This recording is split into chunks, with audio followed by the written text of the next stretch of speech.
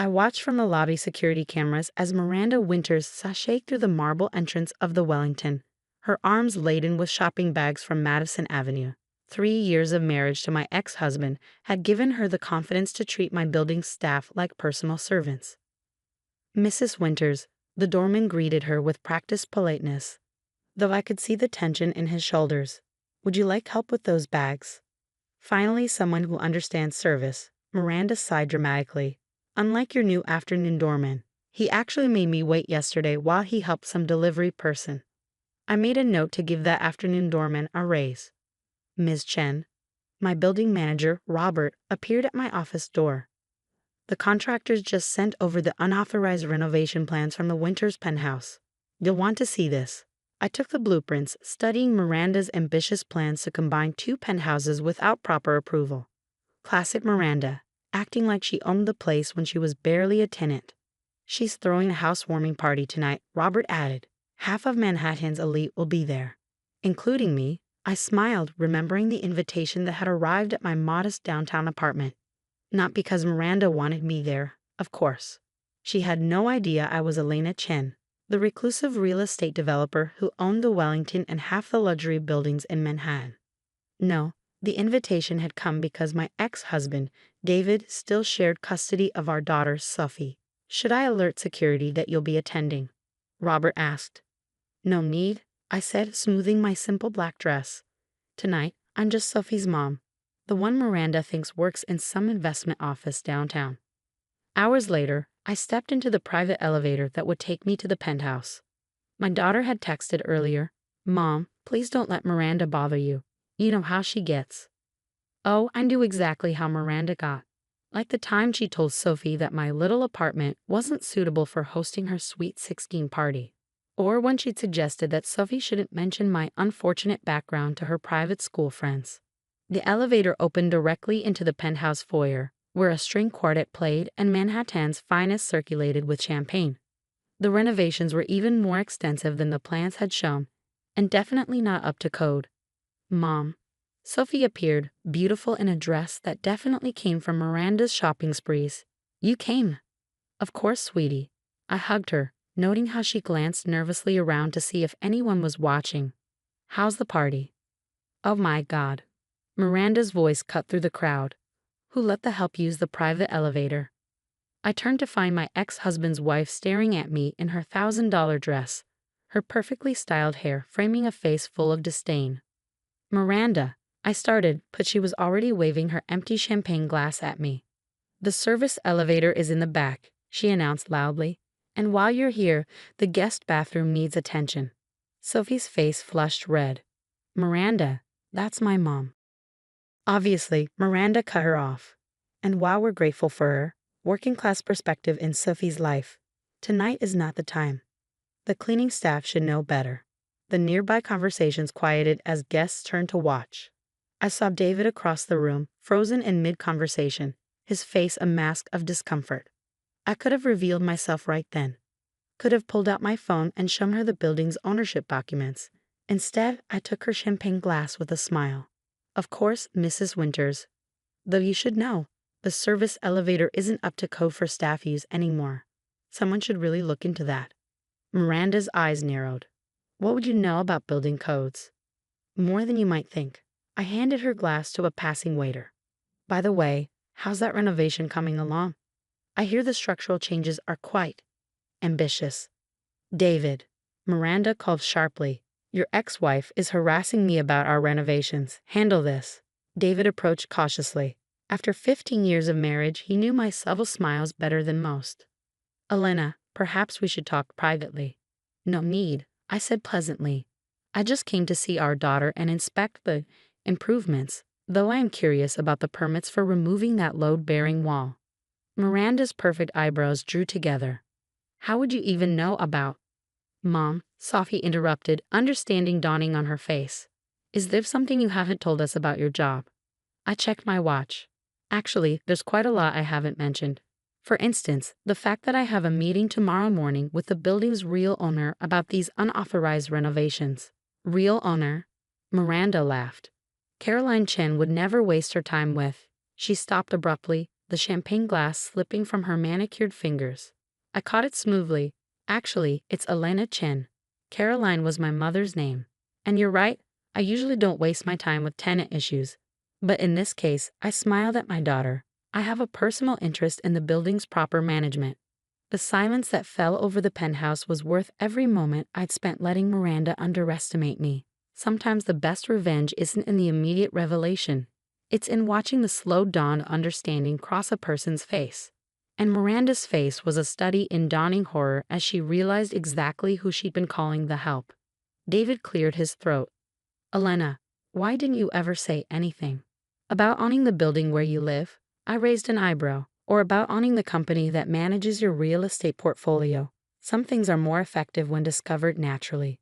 Don't you agree, Miranda? The string quartet had stopped playing, and every eye in the room was fixed on us. But I was watching my daughter, seeing the pride replace the embarrassment on her face. The silence that gripped the penthouse was broken by the sharp click of Miranda's designer heels as she retreated to the kitchen, pulling David along by his sleeve. The party guests quickly found their champagne glasses fascinating. But I could see their furtive glances and hear the whispers beginning to circulate. Mom, Sophie whispered, do you really own the Wellington? Among other things, I said quietly, remember last month when Miranda told you not to be seen in that common shopping mall with me? Sophie's eyes widened. No way. I own that too. I straightened a crooked painting on the wall, one of many improvements Miranda had made without approval, along with most of the commercial real estate in that district. But you drive a Volkswagen. We live in a normal apartment. Because those things serve their purpose perfectly well, I explained. Success isn't about showing off, Sophie. It's about building something meaningful. From the kitchen came the sound of Miranda's increasingly shrill voice. Did you know about this? How could you not know? I moved through the crowd of whispers and stares, noting every violation of the building code. The removed wall had indeed been load-bearing, and the new marble flooring was far too heavy for the original specifications, all things that would need to be addressed professionally and legally. David emerged from the kitchen alone, his face ashen. Elena, can we talk? Privately? I followed him to his home office, a room that, according to the building plans, shouldn't have existed. Nice renovation, I commented, looking at the built-in bookshelves that definitely weren't approved. Why didn't you tell me? He demanded. All these years. All these years what, David? While your wife treated me like the help. While she taught our daughter that status is everything. I ran my finger along a shelf, examining the dust. Clearly, the actual cleaning staff isn't allowed in here either. This is about more than Miranda's attitude, he said. You've been letting me run my business thinking I was independent when really you've been operating under my company's umbrella? Yes. I sat in his leather chair, another unauthorized addition. Consider it a lesson in humility, one that your wife desperately needs. Miranda burst into the office, her perfect makeup now slightly smeared. You can't do this to us. We have a life here, a position in society. A position built on loans from my banks, I corrected her, and unauthorized renovations in my building. Your building? She spat the words. So what now? You'll evict us? Humiliate us? Actually, I stood up. I'm going to teach you something about real class. Something you failed to teach my daughter. I withdrew a document from my purse and placed it on the desk. This is a renovation correction notice. You have 60 days to bring everything up to code at your own expense. During that time, you'll also enroll in the Wellington Foundation's Community Service Program. Community service? Miranda looked horrified. With the common people. The same common people you thought I was an hour ago, I reminded her. You'll learn what real work looks like, and more importantly, you'll learn how to treat people with respect, regardless of their perceived status. David picked up the document, and if we refuse, then you'll be in violation of your lease, your loans will be called due, and you'll have to explain to your social circle why you're being evicted from the Wellington. I smiled. Your choice. Sophie appeared in the doorway. The guests are asking questions. Should I tell them? Tell them the truth, I said. That your mother is a businesswoman who believes in earning success, not just displaying it. Miranda sank into a chair. Everyone will know. Know what? I asked. That you mistook the building's owner for cleaning staff? That says more about you than it does about me. I turned to leave, then paused. Oh, and Miranda, the service elevator is for staff only. In the future, you'll use the main elevator like everyone else. Assuming, of course, you choose to stay and learn from this experience. Mom, Sophie called as I reached the door. Can I come home with you tonight? Miranda's head snapped up. But your room here is lovely, Sophie finished. But I think I need to learn more about real success from someone who's actually earned it. As we left the party behind, I heard Miranda's voice crack. All this time, I've been living in her building, spending her money while looking down on her. Sometimes the best lessons come from falling off your own pedestal. In the elevator, Sophie turned to me. Why did you let them treat you that way for so long? Because money and power aren't weapons, sweetheart. They're responsibilities. I squeezed her hand. And sometimes the best way to teach humility is to practice it yourself first. The lobby staff stood a little straighter as we passed, offering knowing smiles. They kept my secret all this time, understanding that true power doesn't need to announce itself. A week later, I watched from my private office as Miranda Winters entered the Wellington's Community Center in the building's east wing. Gone were the designer clothes and perfect makeup. Instead, she wore simple business attire, her face bare and uncertain as she reported for her first day of running the resident assistance program. She's 20 minutes early, Robert noted, checking the security feed. Fear is a powerful motivator, I replied. How's the renovation correction coming along?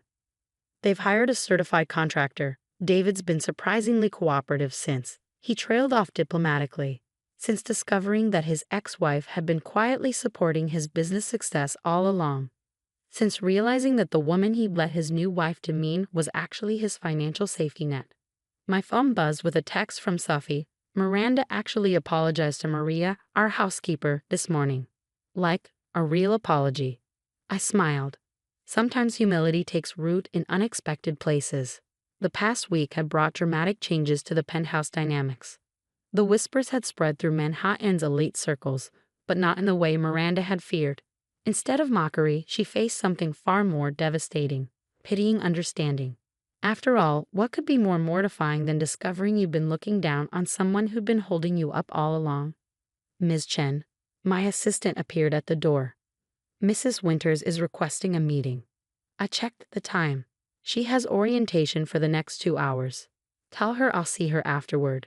When Miranda entered my office later that day, she was a different person from the polished socialite who dismissed me at her party.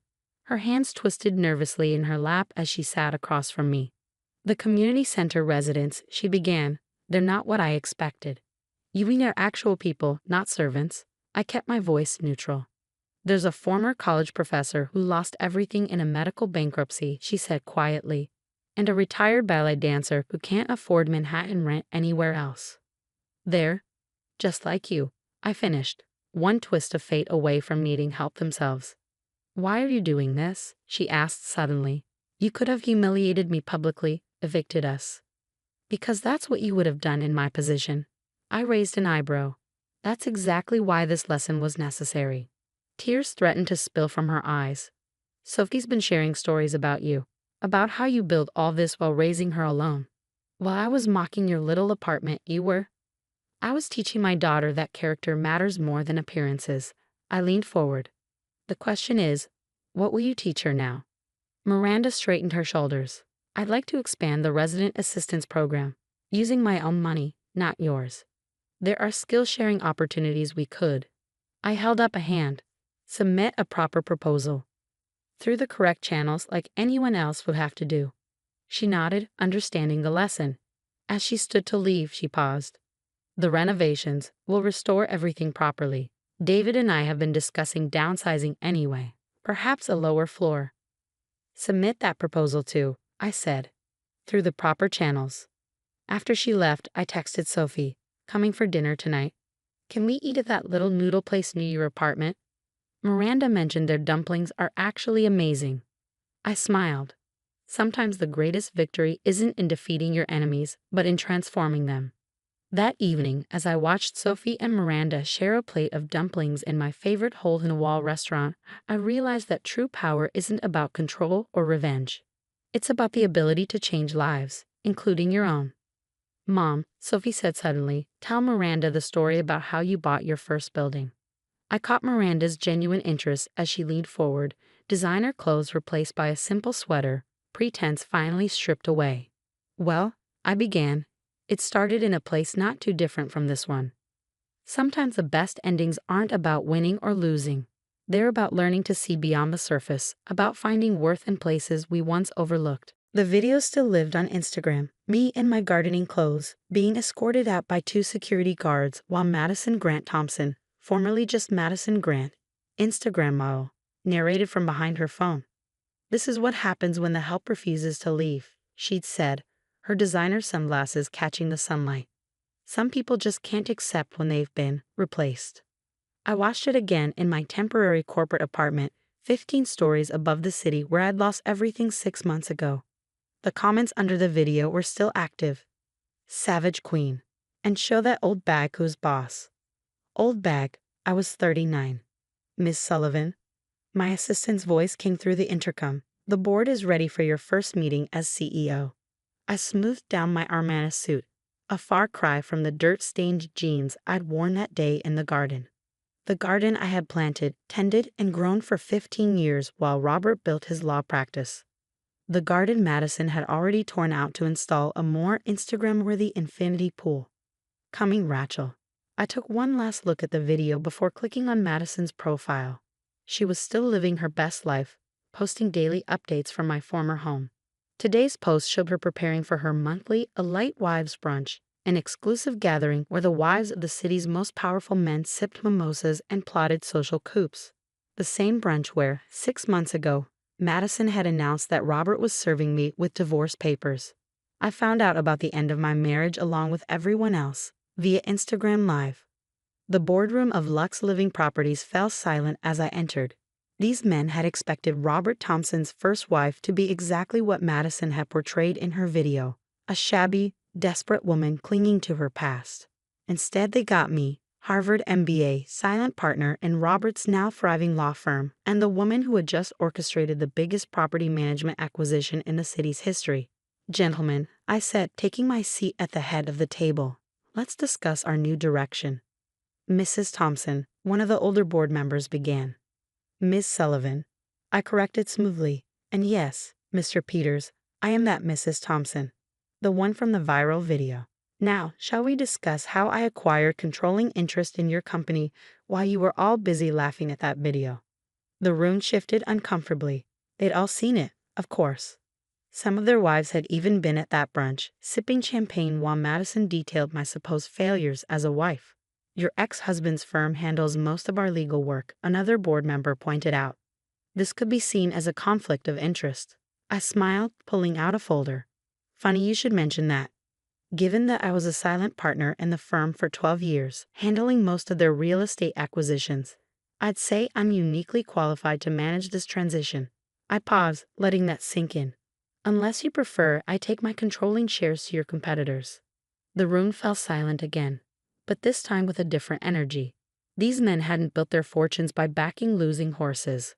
Now, I continued, "Let's discuss the Riverside Heights property portfolio, particularly the mansion at 1257 Elite Circle. My former home. The one Madison was currently redecorating with Robert's money earned during years when I had supported his career, managed his clients, and built his reputation. The Grant Thompson residence." Peters looked confused. "They're our highest profile tenants." "Yes, about that." I pulled up Madison's latest Instagram story on the boardroom screen.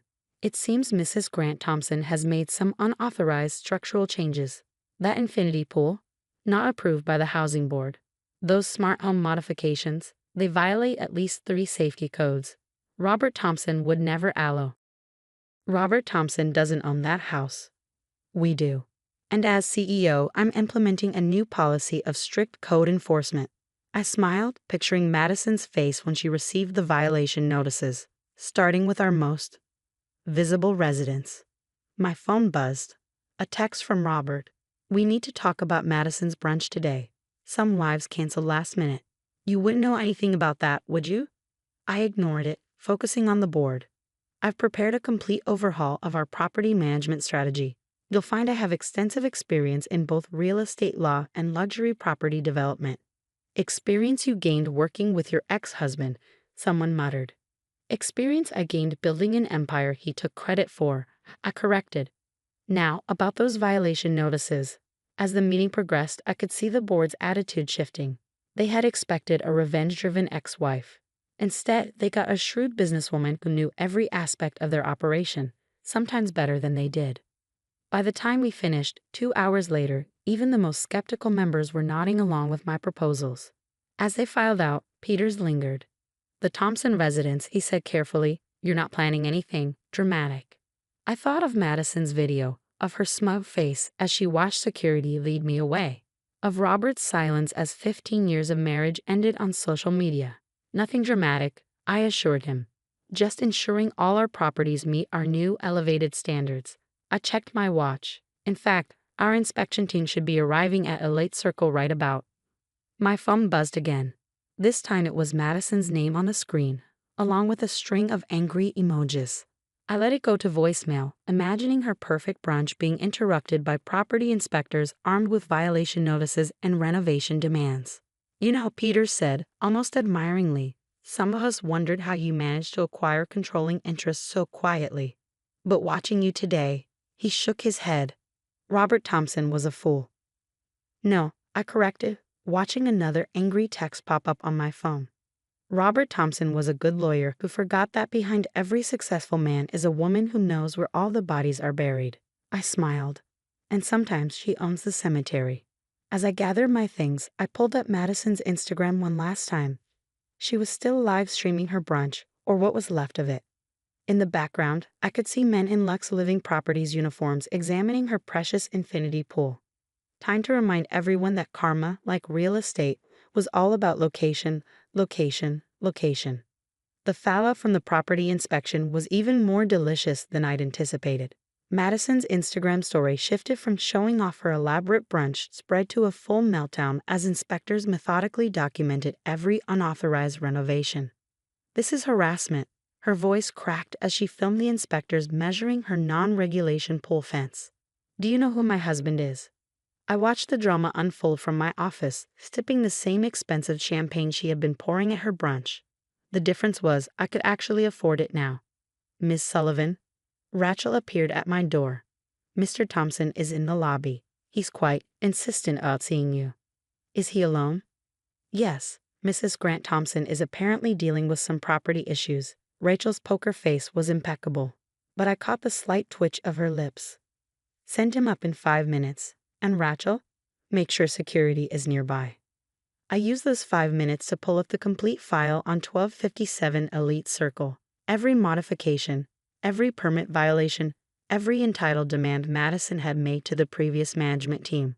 Robert had always said my attention to detail was obsessive. He was about to learn it was strategic. When he burst into my office, he looked exactly as he did in court. Expensive suit, perfectly styled hair, and that self-righteous anger he used to intimidate opponents. What the hell are you playing at, Sarah? He slammed a violation notice on my desk. 23 code violations, a mandatory pool reconstruction. This is ridiculous. I picked up the notice calmly. Actually, it's 27 violations now. Your wife's latest bathroom renovation wasn't properly permitted. I looked up at him. You really should have read the HOA agreement more carefully, Robert. This is revenge, plain and simple. No, this is property management. Something I learned quite a bit about while managing your real estate portfolio for 15 years. I smiled. Remember all those contracts you had me review? All those property laws you had me research? Funny how knowledge accumulates. He sank into the chair across from me, his anger deflating slightly. What do you want, Sarah? Want? I'm just doing my job as CEO, ensuring all our properties meet code requirements, protecting our investors' interests. I pulled up Madison's infamous eviction video on my screen. Speaking of protecting interests, this violation of our privacy policy is particularly concerning. Privacy policy. The one prohibiting residents from filming security personnel or posting property footage on social media. The one your wife violated when she recorded my eviction. I turned the screen toward him. Section 12. Paragraph 3 of the rental agreement. 3 violations result in automatic lease termination. The color drained from his face. You can't evict us. I can, but I won't. I leaned back, enjoying his confusion. Instead, you have 30 days to bring the property up to code, at your expense. And Madison needs to issue a public apology for her social media violations. She'll never agree to that. Then start packing. I hear there's a lovely apartment complex on the other side of town. Oh wait, I pretended to check my files. We own that too. Robert ran his hands through his perfect hair, messing it up for the first time I could remember. This isn't like you, Sarah. You're not vindictive. No, I'm not. I'm professional. Which is why I'm giving you options instead of having security escort you out while I film it for Instagram. I stood up. Oh, and Robert, the next time you decide to end a marriage, try doing it in person instead of letting your new wife announce it on social media. After he left, Rachel brought in a stack of messages. Mrs. Grant Thompson has called 17 times. She's threatening to contact her social media followers about corporate bullying. Perfect. Have legal prepare a cease and desist letter and send her the social media violation notices. By evening, Madison's Instagram was surprisingly quiet. The only new post was a terse announcement that her Elite Wives Brunch series would be taking a brief hiatus due to unexpected renovations. I was reviewing property proposals when my phone buzzed with a text from an unexpected source, Robert's mother, Eleanor. Just saw the Lux Living Properties announcement. CEO, well played, my dear. Perhaps we could have tea. Eleanor had been surprisingly kind during the divorce, quietly disapproving of how Robert handled things. She'd been the only one who hadn't attended Madison's celebratory brunches. I texted back, the Penthouse restaurant at the Grand tomorrow? I own that building now, too. Her response was immediate. Wouldn't miss it. Shall I bring the photos from Madison's failed modeling career? The ones before all the work? I smiled, remembering why I'd always liked my ex-mother-in-law. The next morning, Madison's latest Instagram story showed her supervising contractors as they began the mandatory renovations. Her designer sundress was splattered with pool water, and her perfect hair was wilting in the heat. Just a minor setback, she assured her followers, though her voice shook slightly. Every queen's castle needs updating sometimes. I sent a follow-up inspection notice, this time for the unauthorized changes to the historical facade. By lunchtime, Robert's name appeared on my calendar for a meeting the following day. Rachel brought in the confirmation. He's requested a private meeting to discuss terms. Should I have security on standby again? No need. I looked out my window at the city skyline, my skyline now. I think he's finally ready to negotiate like a professional. On my desk, next to the property reports and violation notices, sat a small framed photo. It showed a younger me in the garden of 1257 Elite Circle, proudly holding up our first homegrown tomatoes. Robert had taken that picture back when he still saw me as a partner rather than a possession. Madison had thrown that photo out during the eviction. She hadn't realized I'd kept digital copies of everything: documents, photos, contracts. Every piece of evidence showing how I'd helped build Robert's success. Now, as I prepared for tomorrow's meeting, I added one more document to the pile. A comprehensive proposal for bringing 1257 Elite Circle up to code, including a social media compliance clause. Let Madison keep her castle for now. I had something better. I had an empire. Tea with Eleanor proved enlightening. Between delicate sips of Earl Grey, she revealed the cracks in Madison and Robert's perfect facade.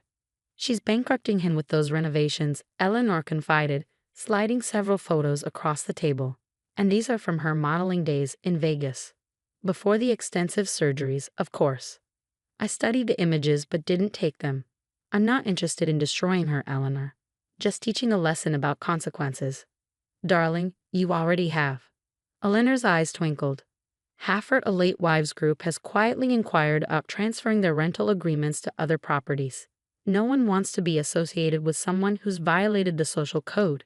The irony wasn't lost on me. Madison had once orchestrated my social exile. Now her carefully curated circle was deserting her. Robert's meeting the next day started differently than expected. He looked tired, his usual courtroom confidence notably absent. Madison's influencer contracts are being canceled, he said without preamble. Apparently, luxury brands don't want to be associated with someone involved in a property dispute. How unfortunate. I kept my voice neutral. I assume that's affecting her contribution to the renovation costs. He flinched. Sarah, we both know what you're doing. Name your real price. I already did. Bring the property up to code and have Madison apologize publicly for her social media violations. I paused. Though I'm adding one condition: joint custody of the garden. The garden? He looked confused. The one I spent 15 years creating. The one she destroyed for her infinity pool. I met his eyes. Replace it, and I'll allow reasonable payment terms for the renovations. You want your garden back. I want what I built, respected Robert, something you used to understand. He was quiet for a long moment. I forgot a lot of things I used to understand. The changes began gradually. The construction crews arrived to restore the garden first, working from detailed plans I kept. Madison's Instagram stayed surprisingly quiet, except for a brief, carefully worded apology for any distress caused by previous social media posts. Then came the most surprising post of all. Madison in casual clothes and minimal makeup, actually working in the restored garden. Learning about sustainable living from the garden's original designer, she captioned it, "Sometimes new beginnings require acknowledging past mistakes." Eleanor called me immediately. She's trying to save her influencer career by rebranding as authentic and growth-minded. Clever girl. But something felt different about this post.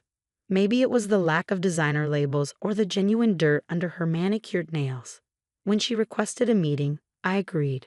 She arrived at my office looking more like the girl in Eleanor's old photos than the polished social media queen. I was wrong, she said simply, not just about the garden or the renovations. About everything. Everything.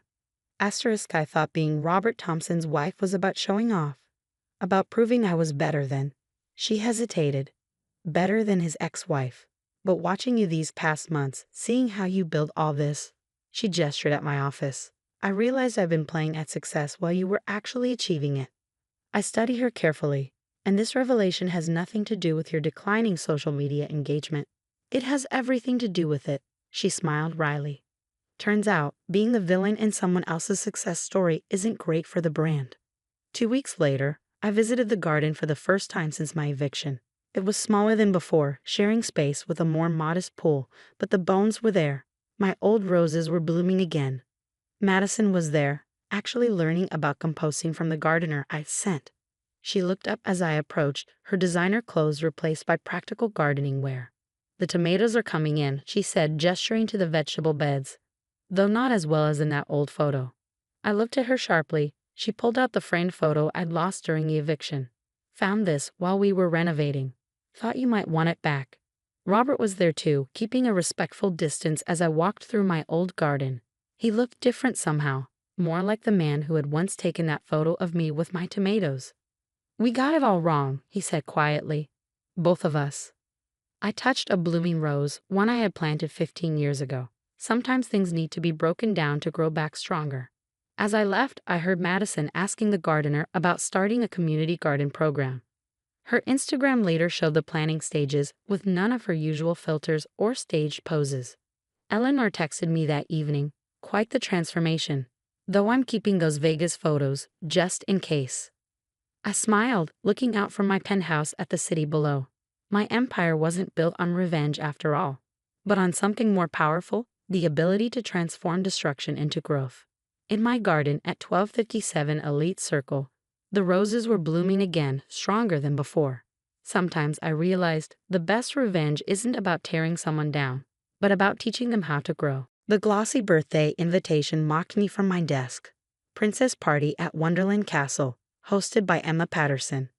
My ex-husband's new wife had chosen the exact venue she denied my twins last month. The same castle-themed entertainment center where my kids, Jake and Lily, had dreamed of celebrating their 8th birthday. I'm so sorry, but the venue has been double booked.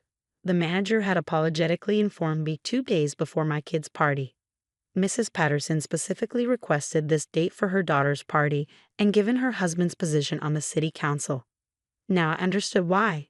Emma had wanted the venue for her precious princess, and what Emma wanted she got. At least that's how things used to work.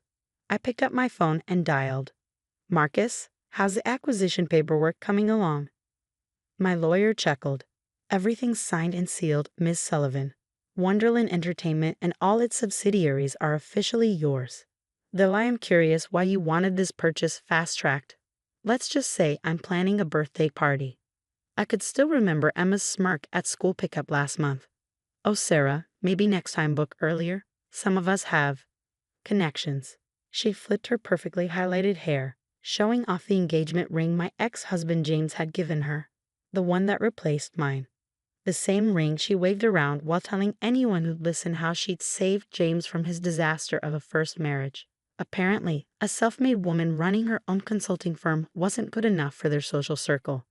They needed someone who understood their standards. I glanced at the framed photo on my wall. My twins blowing out candles at last year's simple backyard party. After the venue cancellation, we'd ended up at the local pizza place. They smiled bravely, but I'd seen their disappointment when classmates asked why they weren't having their party at the castle like they'd announced. My intercom buzzed, Miss Sullivan. The board members from Wonderland Entertainment are here for the introductory meeting. Send them in. I straightened my blazer, enjoying the irony that Emma had no idea her connection to the venue now sat in my office.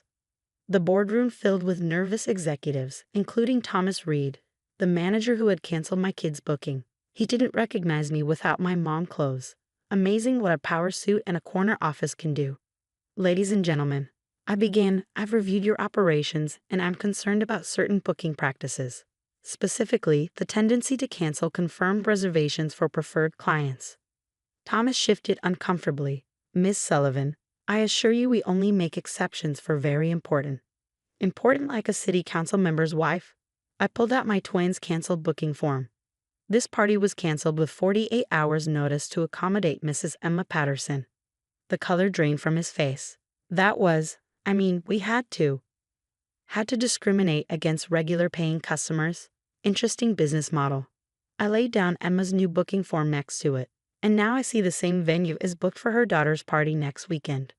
Mrs. Patterson is about to learn a valuable lesson. I smiled, remembering Emma's words at the last PTA meeting. Some of us have connections, right? The board members exchanged worried glances as I pulled out the new company policies.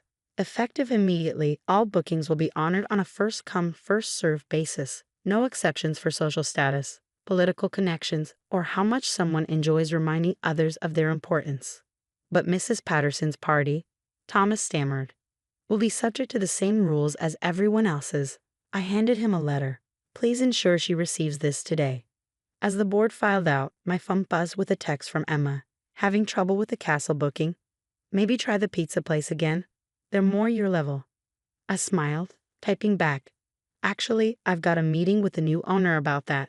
You know how these things work. Connections matter. 3 hours later, my office door burst open. Emma Patterson stormed in, designer handbag swinging, followed by my harried assistant trying to stop her. I'm so sorry, Miss Sullivan.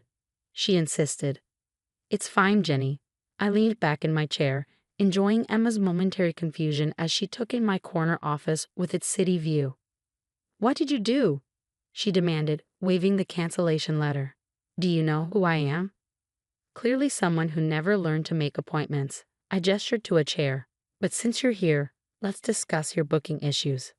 I don't have booking issues. I had a confirmed reservation that your company just canceled. When James hears that his wife got the same treatment she gave his children, I watched realization dawn on her face. Karma's interesting that way. You bought. She sank into the chair, her perfect poise slipping. This is about that stupid kid's party. No, Emma. This is about teaching entitled people that their actions have consequences. I pulled out my twins' old booking form. This is about a woman who thought it was okay to disappoint 2 8-year-olds because she wanted their venue. I had every right.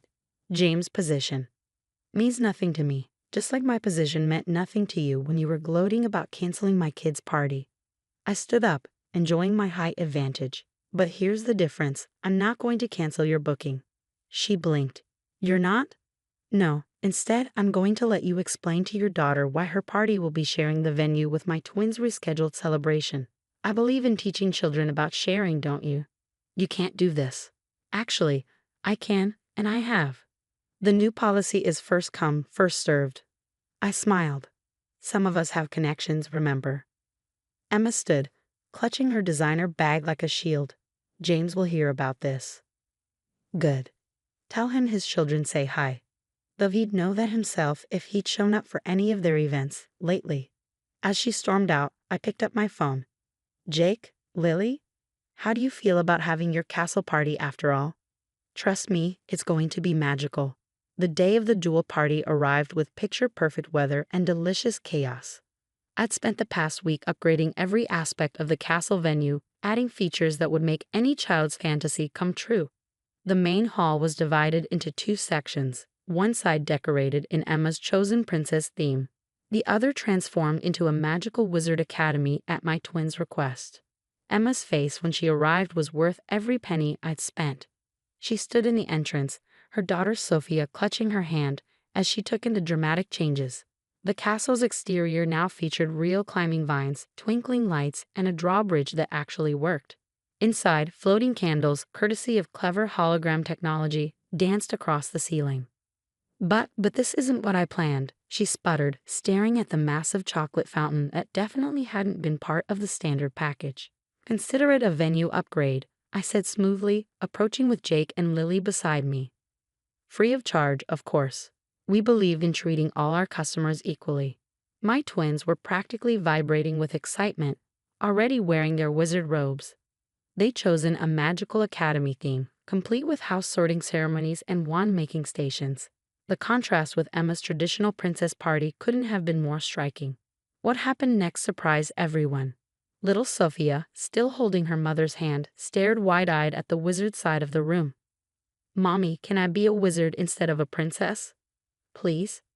Emma's face turned an interesting shade of red. "Absolutely not. We planned your perfect princess party for months." Actually, I interjected, as the venue owner, I insist all children are welcome to participate in both parties' activities. It promotes inclusivity, something I'm sure a city council member's wife would appreciate. Before Emma could respond, the first guests began arriving. To her obvious horror, most of the children, including her precious princess party attendees, were immediately drawn to the wizard side's activities. The wand-making station, where kids could build their own light-up wands with special effects, proved particularly popular. "You're doing this on purpose," Emma hissed as she passed me. "You're trying to ruin Sophia's party." I watched as Sophia, now wearing a wizard robe over her princess dress, happily joined my twins in a magical science experiment. Looks like Sophie is having the time of her life to me. Funny how children don't care about adult politics, isn't it?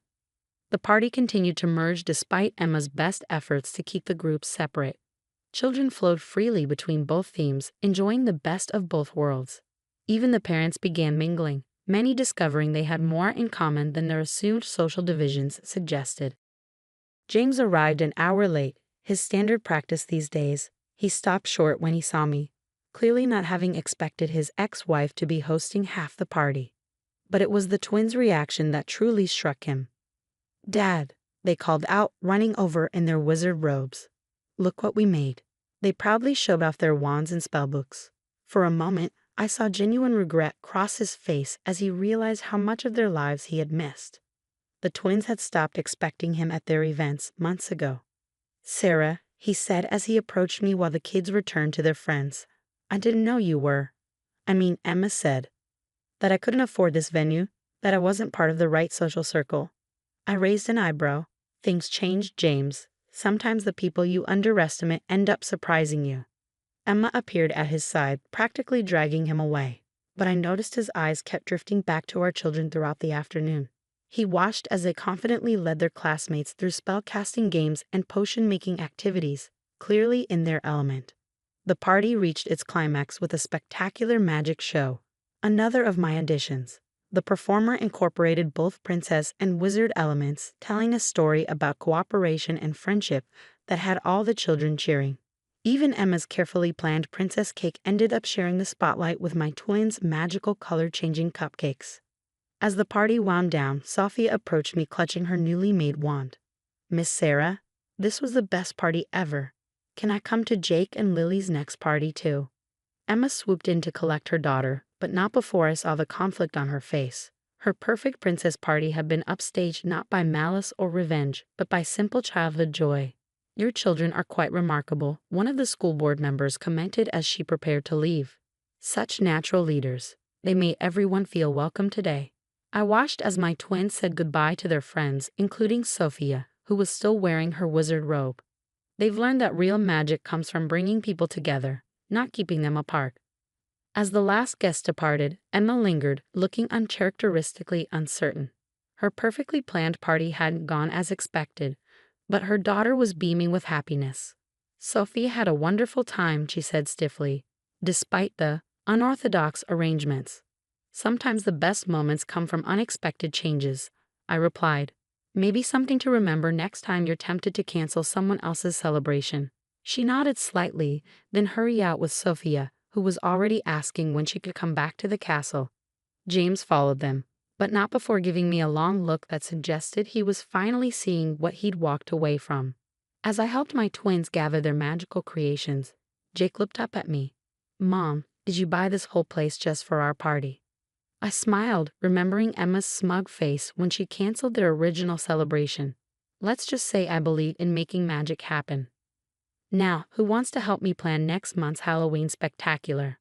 Their excited cheers echoed through the castle as we walked out, leaving Emma's princess decorations behind. Sometimes the best revenge isn't about getting even. It's about rising above and creating something better. And as I watched my children happily planning our next adventure, I knew we'd done exactly that. The aftermath of the jewel party rippled through our community like waves in a still pond. Within a week, Wonderland Entertainment's booking requests had tripled, with parents specifically asking for the magical castle experience. But more interesting were the subtle changes in the social dynamics of our little town. Emma's carefully cultivated social circle began to crack. Mothers who had previously followed her lead started approaching me at school pickup, asking about birthday party packages and venue rentals. The same women who had once avoided eye contact now sought my business advice. "I had no idea you were so established," Mrs. Anderson, the PTA president, said during one coffee meeting. "We have our annual fundraiser coming up, and we'd love to discuss using one of your venues." I sipped my coffee, remembering how she had supported Emma's motion to remove me from the PTA board last year. "Of course, my team believes in supporting community events. Unlike some, we don't play favorites." The message spread quickly. Sarah Sullivan wasn't just back in the game, she owned the stadium. But the most significant change came from an unexpected quarter. James started showing up at the twins' events, really showing up, not just making brief appearances. I caught him watching them during their school play, actually staying for the entire performance instead of ducking out after the first act. One evening, as I was leaving my office, I found him waiting in the lobby. "The twins mentioned you're hosting a Halloween event at the castle," he said, looking uncomfortable in his expensive suit. "I'd like to help if you'll let me." I studied my ex-husband, noting the shadows under his eyes and the slight slump in his usually perfect posture. "This isn't about the venues or my success, James. It's about being there for your children."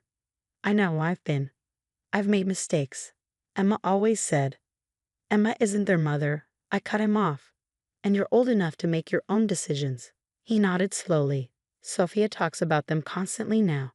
About how cool their party was, how kind they were to include her. It made me realize what I've been missing." The Halloween event became a turning point. James showed up early to help set up, working alongside me to create a spooky but child-friendly atmosphere. Emma arrived later with Sophia, her usual confidence noticeably dimmed. Watching her daughter immediately run to join my twins in their ghost hunting adventure, Emma approached me. "I've been thinking about what you said, about consequences and entitlement." "Have you now?" Sophia asked why we can't be more like your family, open, fun, accepting. She twisted her expensive ring. "I always thought status and connections were everything, but seeing how happy the children were at that party, mixing together regardless of whose parents knew who. Children have a way of cutting through our adult nonsense," I agreed. The event was a massive success. Children from all social circles played together in the haunted castle, their laughter echoing through the corridors. I watched James playing with the twins, helping them solve spooky riddles and hunt for treasures, looking more alive than he had in years. Later that night, after the last ghost had been hunted and the final spell cast, I found a note on my desk. Emma's elegant handwriting was unmistakable. You could have used your position to exclude us, like I did to you. Instead, you showed me a better way. Sophia asks if we can come to more of your events. If you're willing, I'd like to start over. I placed the note in my desk drawer, next to the canceled booking form that had started this whole journey. Success, I'd learned, wasn't about claiming territory or asserting dominance. It was about creating spaces where everyone could thrive. The twins bounded into my office, still wearing their Halloween costumes. Mom, can we do this every year? And can Sophia come to our house this weekend? She's never had a sleepover. I smiled, remembering Emma's earlier comments about appropriate social circles. Of course she can. Everyone's welcome in our home. As we drove home that night, past the twinkling lights of our castle venue, Jake asked, "Mom, are you and Dad friends again?" "We're learning to be better parents," I answered honestly. "Sometimes people need to lose something to understand its value." "Like how Emma lost her princess party but gained wizard friends?" Lily added wisely. I laughed, exactly like that. The twins fell asleep on the drive, their Halloween costumes slightly askew. In the rearview mirror, I could see the castle's lights gradually fading into the distance. My empire, built not on exclusion but inclusion, not on revenge but redemption. Sometimes the best way to claim a community isn't by conquering it, but by transforming it into something better. Emma had tried to humiliate me, but in the end, we all learned a valuable lesson about what truly matters.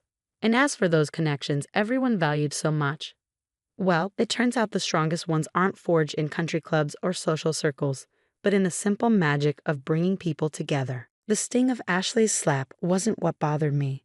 It was her smug certainty as she stood there in her channel suit, paid for by my ex-husband Richard's money, declaring to the entire country club that I needed to stop embarrassing myself by dining where actual successful people eat.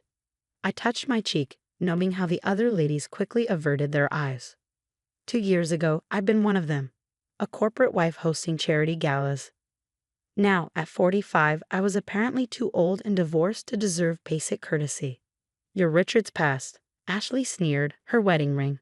My grandmother's antique diamond, catching the light. "I'm his future. Go find a Denny's more your speed."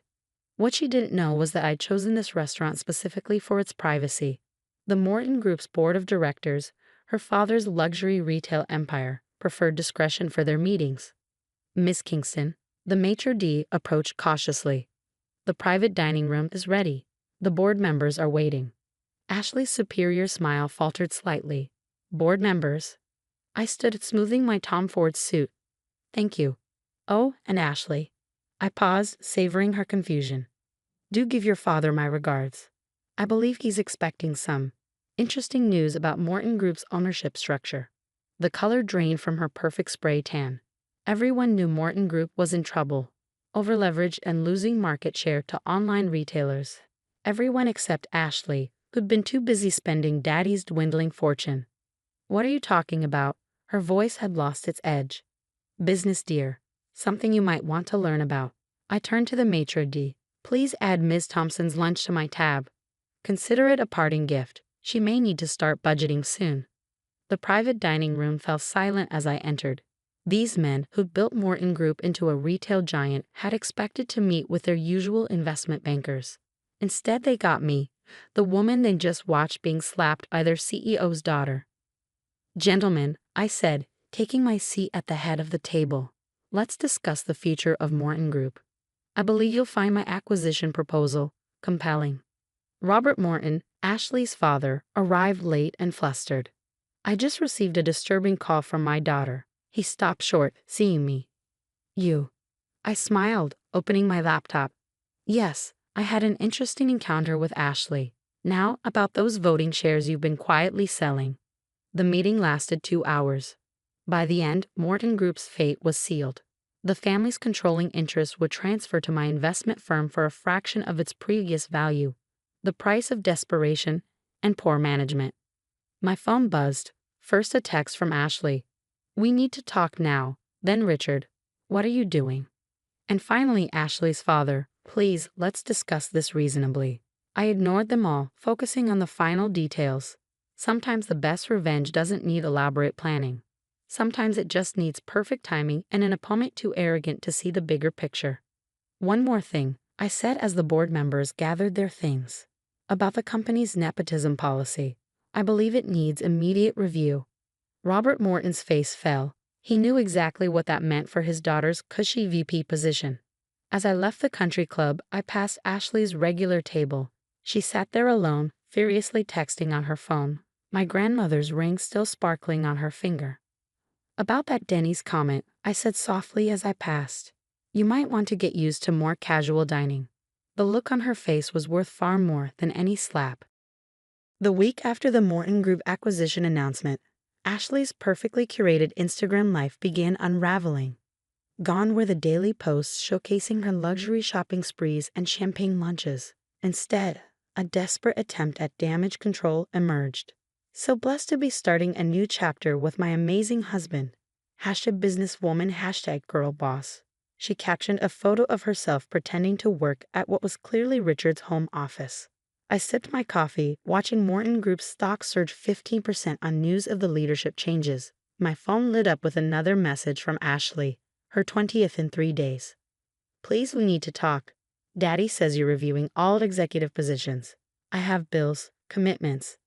By commitments, she meant the $50,000 monthly allowance her father had been providing through a fake consulting position at Morton Group, the same position that was now under internal audit. Miss Kingston. My assistant entered. Mr. Thompson is here with his wife.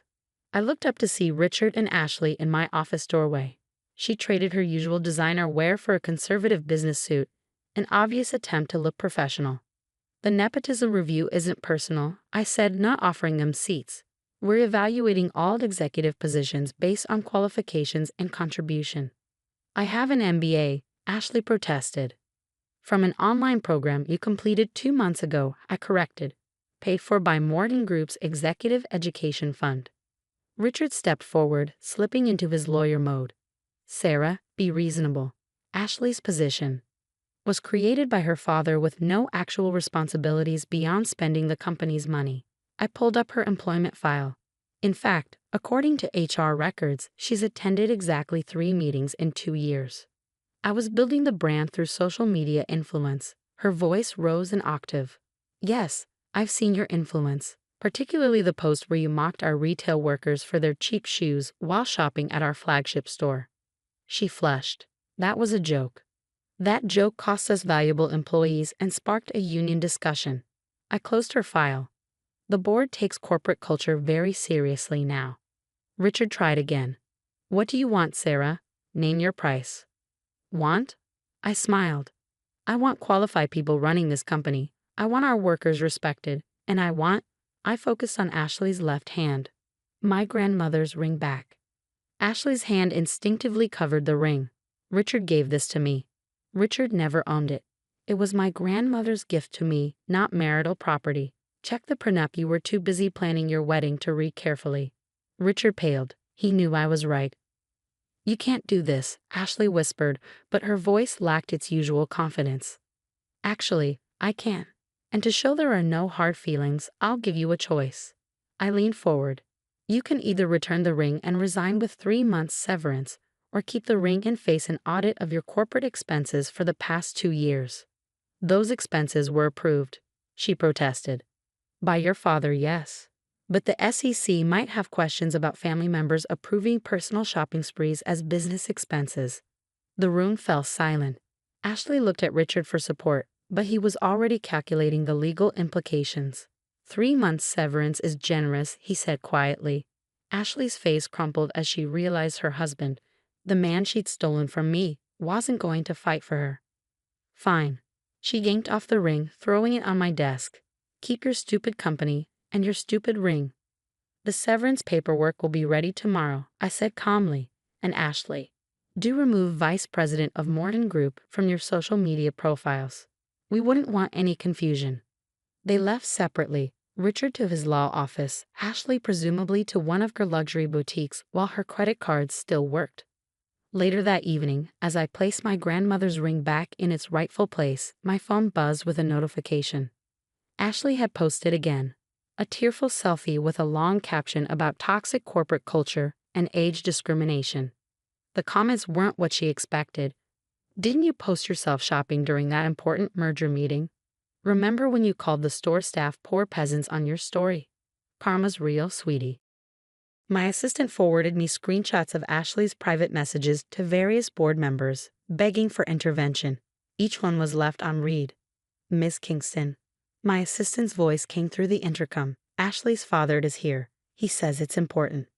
Robert Morton entered, looking decades older than he had at the country club. The ring was unnecessary, he said quietly. The ring was family history, I corrected, like the company you built before prioritizing your daughter's whims over business sense. He nodded slowly. We spoiled her. I see that now. Spoiling her was your right as a father. Letting her damage a company that employs thousands was your failure as a CEO. My phone lit up with another notification. Ashley, posting from the first-class lounge.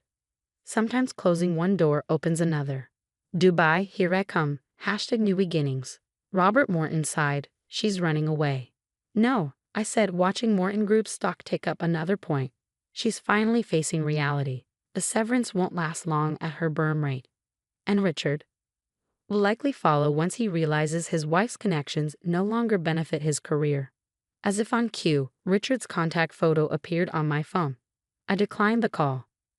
Karma, Robert Morton mused, has a way of teaching the lessons we fail to.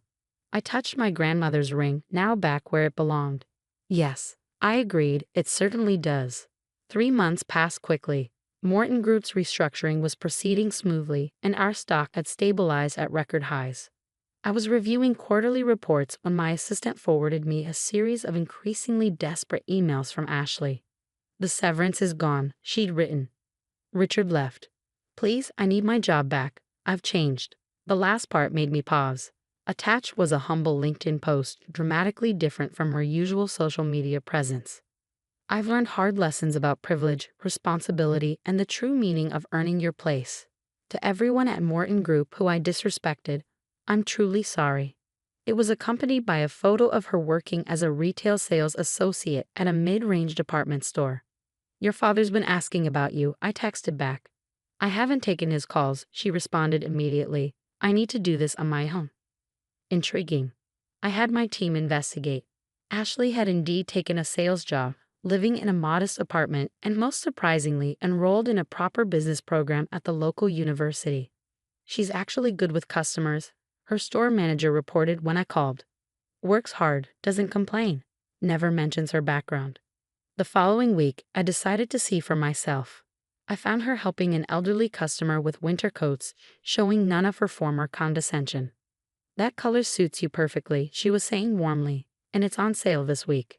She froze when she saw me but maintained her professional composure until the customer left. I'm not here to cause trouble, she said quietly. I'm just trying to learn what I should have known all along. Which is? That respect is earned, not bought. That real business isn't about showing off on Instagram. She straightened a rack of clothes. That I was exactly the kind of person I used to mock others for being. I studied her closely. Gone were the designer clothes and perfect makeup. She looked younger somehow, despite the dark circles under her eyes. Richard's engaged again, she added, to a 23-year-old influencer. I saw it on social media. And how did that make you feel? Honestly, relieved, she laughed softly. I'm learning who I am without private jets and borrowed status. 2 days later, I received a package. Inside was a folder of printed screenshots, all her social media posts mocking Morton Group employees, along with a handwritten apology letter to each person she'd specifically insulted. I can't undo what I did, her note read, but I can acknowledge it and try to be better. I made some calls. A week later, I visited her store again. This time, I brought a proposal. Morton Group is launching a customer experience initiative, I said, handing her the details. We need someone who understands both retail and our core customer base. Starting position is junior management, focusing on customer service training. She stared at the offer letter. Why would you trust me again?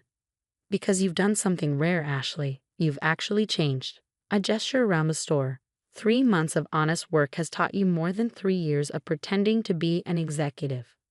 The salary? She hesitated. It's a quarter of my old allowance. But it's real, earned, not given. She took a deep breath.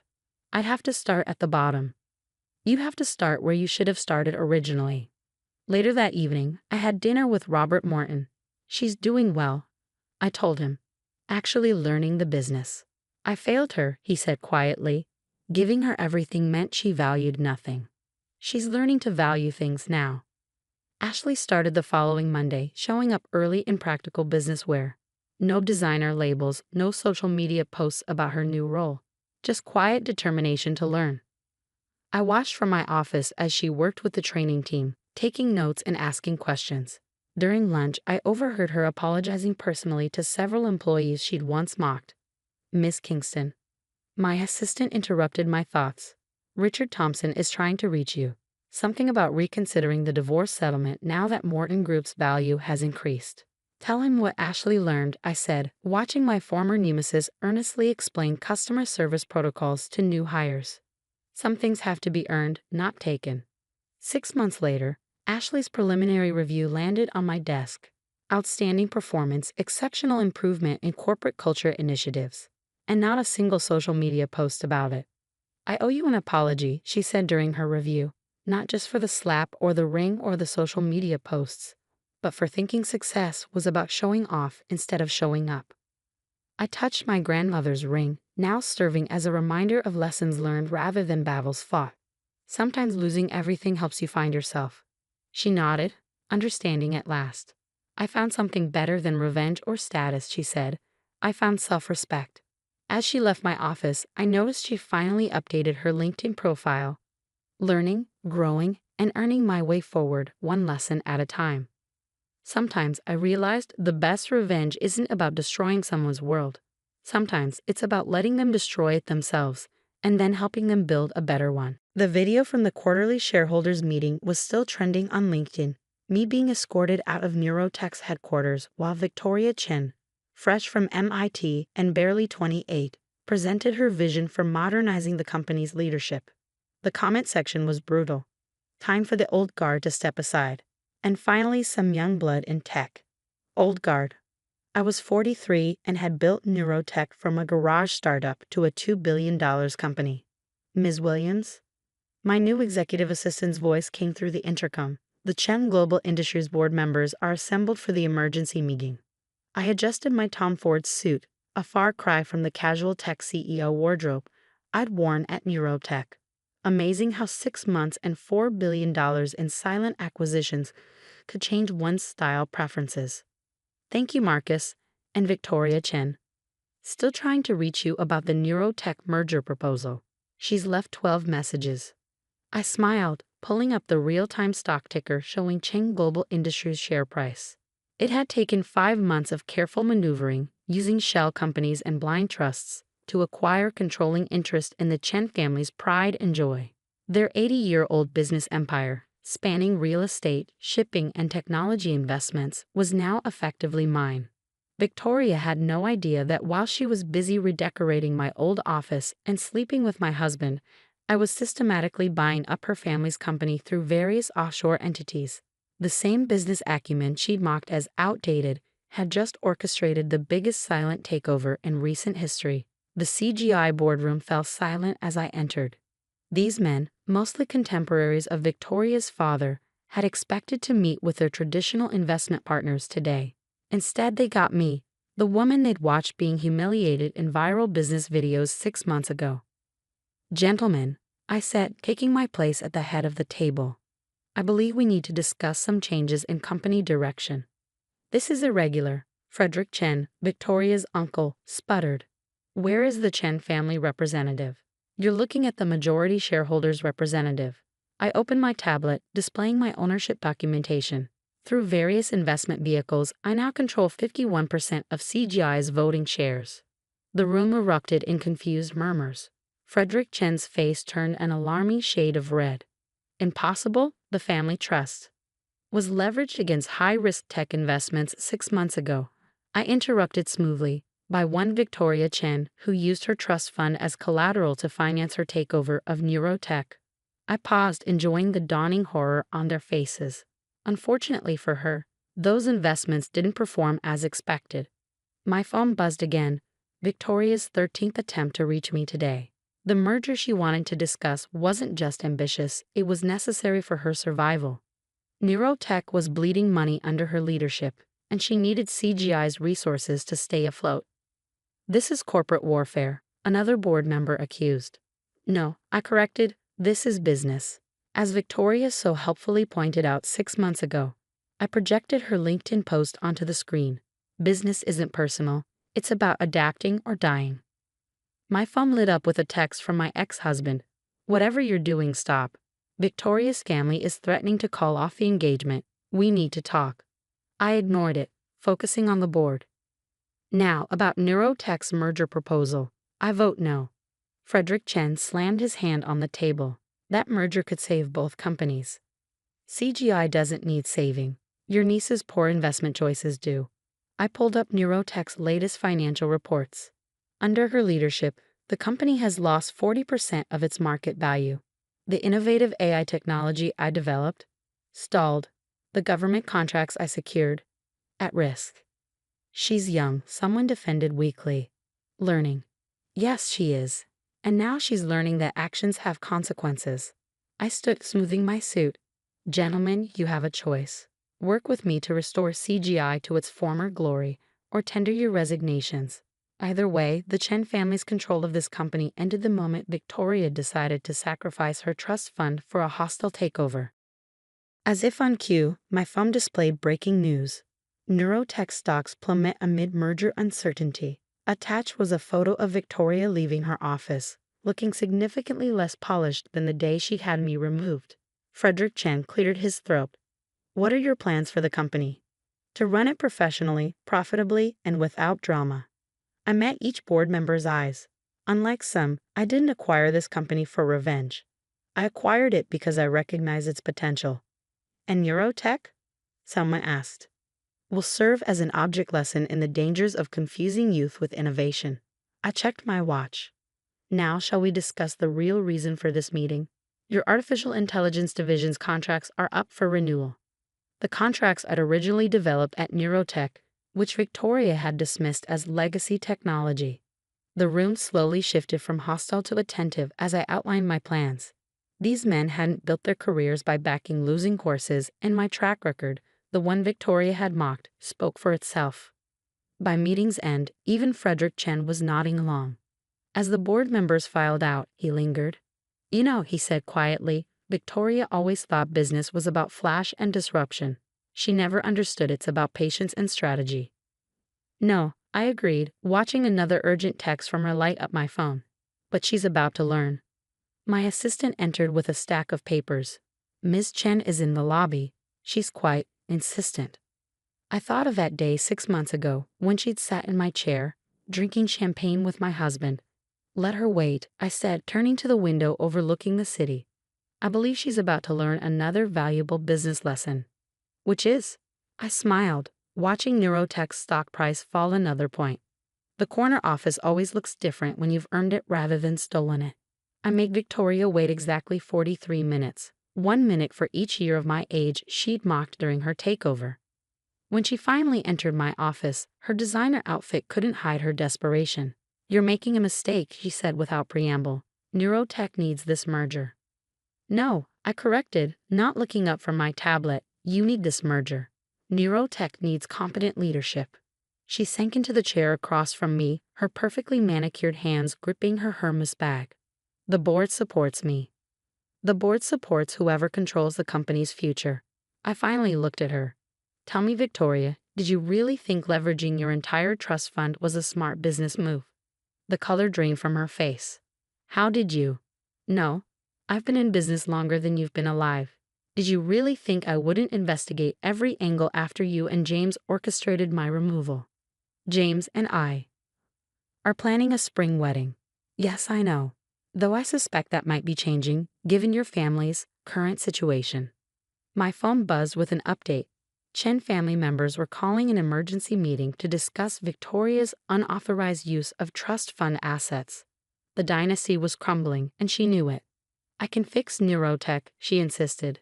The AI division just needs The A division that's losing $2 million a month because you ignored the maintenance protocols I established. The one where half the senior developers quit after you dismissed their concerns as old thinking. I pulled up the latest reports. That A division.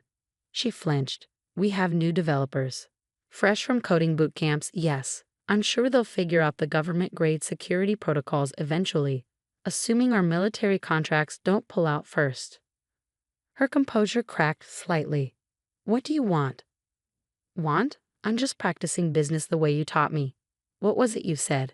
Technology needs young, hungry leadership. I was wrong, okay? Her voice shook. Is that what you want to hear?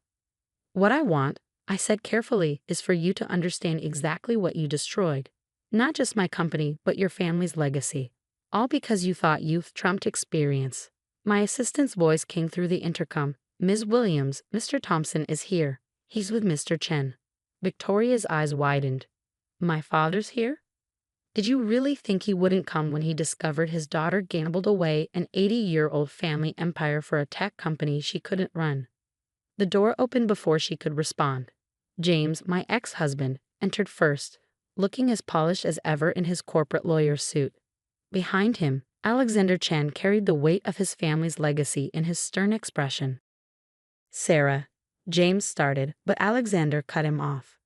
Victoria, her father's voice was quiet but sharp. What have you done? She straightened, summoning her corporate persona. Daddy, I can explain. Explain how you leveraged your trust fund without consulting the family. Explain how you violated the terms of your inheritance.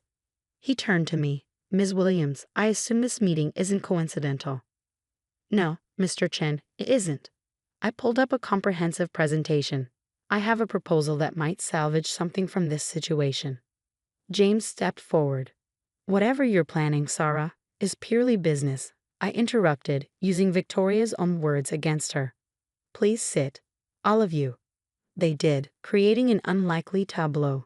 My ex-husband, his young fiancé, and her powerful father, all waiting for my next move. Neurotech's core technology is still valuable, I began. But it needs experienced leadership and stable funding. CGI can provide both, but not under current management. Victoria's face fell as she understood. You want me to step down. I want you to learn from this. There's a position in CGI's junior development team. Starting at entry level, of course. Entry level? She looked stunned. I have an MIT degree, and no practical experience, as your management of Neurotech proved. I turned to Alexander. Your daughter has potential, Mr. Chen, but she needs to earn her position, not inherit it. Alexander studied me for a long moment. The family board is calling for her complete removal from any business interests, which would be a waste of her education and connections. I met Victoria's eyes. Sometimes we need to start over to grow stronger. James cleared his throat. And my position as Neurotech's legal counsel will be reviewed by the new management team. I smiled coldly. I suggest updating your resume. The meeting ended with Victoria accepting the junior position. She had little choice, with her trust fund compromised and her family's support wavering. James left alone, his spring wedding plans suddenly uncertain. Alexander Chen stayed behind. You orchestrated all of this, he said, but there was admiration rather than accusation in his tone. I learned from experience, I replied, something your daughter will now have the opportunity to do. Later that evening, as I reviewed the final merger documents that would bring Neurotech back under my control, Victoria's last Instagram post caught my attention. Gone was the glossy CEO pose, replaced by a more subdued image of her at a junior developer's desk. Learning that true success isn't about age or titles, she'd written. It's about earning your place and respecting those who built the path before you. My phone buzzed with a text from Alexander Chen. She's actually shown up for her first week of training. Perhaps there's hope. I looked out at the city skyline from my new office, one earned through decades of work rather than inherited privilege. Sometimes the best revenge isn't destroying your enemies, but teaching them the value of what they try to destroy. Neurotech's stock was already rising on news of the management change. Turned out experience still counted for something in the tech world, regardless of age. 6 months into her junior developer position, Victoria Chen was a different person. Gone were the designer suits and social media power poses. Instead, she arrived early each morning in practical business wear, diving into code with the same intensity she'd once applied to corporate takeovers. I watched her progress through weekly reports, knowing how she'd slowly earned the respect of her team, not through family connections or charm, but through genuine effort and growing expertise. She debugged the AI's neural network issue, my head of development reported. The one her bootcamp developers couldn't fix. Turns out she actually studied this at MIT when she wasn't plotting corporate takeovers. The irony wasn't lost on me. The same determination that had made her a dangerous enemy was now making her a valuable employee. One evening, I found her still at her desk long after most had left.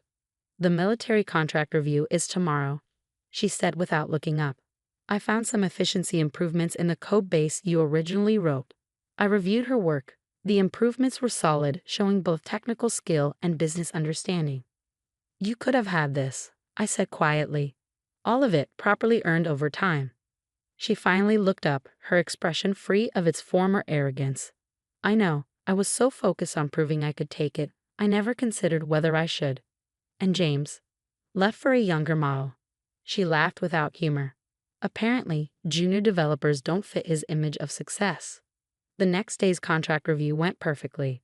Victoria's improvements impressed the military representatives, and her humble acknowledgement of the team's collective effort surprised her father, who attended as CGI's chairman. "She's changed," Alexander observed afterward. "You were right about making her earn her way." "Sometimes losing everything helps you understand its true value," I replied. That evening, I called a special meeting of both companies' boards. Victoria sat with her development team, not at the executive table. A change in position she'd accepted with unexpected grace. "Neurotech and CGI's merger has exceeded projections," I began, "largely due to innovations from our combined AI team." I nodded toward Victoria's group, including significant contributions from our junior developers. She straightened slightly but maintained her professional demeanor. "Which is why I'm announcing a new leadership structure for our AI division." I pulled up the organizational chart. "We're creating a joint development council, combining experience with fresh perspectives." Victoria's name appeared on the chart, not at the top, but in a key technical leadership role. "Ms. Chen has demonstrated both technical expertise and personal growth," I continued. "She's earned this position through merit, not inheritance." The room was silent as Victoria processed this. Finally, she spoke. "Thank you, but I need to earn this properly." She took a deep breath. "I'd like to propose a 6-month probationary period with clear performance metrics." Alexander Chen looked at his daughter with newfound respect. Later in my office, Victoria stopped by. "Why give me another chance?" she asked. "After everything I did." I showed her an old photo from Neurotech's early days. Me at a junior developer's desk, working late hours. "Because someone once gave me a chance to prove myself. Success means more when you've earned it through work rather than warfare." She nodded, understanding at last. "I have a lot to learn." "We all do. That's what makes business interesting." As she left, I noticed her new LinkedIn profile. No power poses or corporate buzzwords, just a simple professional headshot and a description. "Learning, growing, and earning my place in tech." The next morning, I found a handwritten note on my desk. "Thank you for teaching me the difference between taking leadership and earning it. V." I placed it next to that old photo. A reminder that sometimes the best victory isn't in defeating your enemies, but in transforming them into allies. Neurotech and CGI's stock prices hit new highs that week.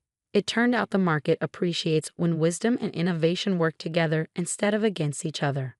In the end, the revenge I planned had evolved into something more valuable. A lesson in true leadership, taught by example rather than force. Sometimes the best way to deal with those who try to replace you is to teach them why experience matters in the first place.